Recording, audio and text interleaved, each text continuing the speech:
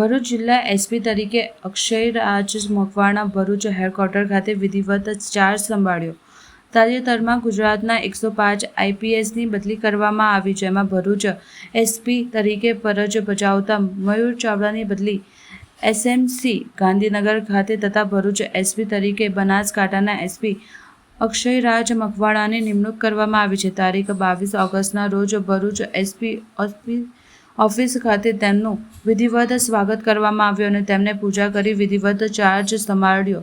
Akshayraj Makwana 2013ના IPS અધિકારી છે તેમજ ASP Morbi, Rajpipla, Deodar, SP Banaskantha, traffic DCP અને zone DCP Ahmedabad, SP Patan અને બનાસકાંઠામાં સેવા બજાવી હતી. મૂળ રાજકોટના વતની છે. મેડિકલ એન્જિનિયરનો અભ્યાસ કરેલ છે.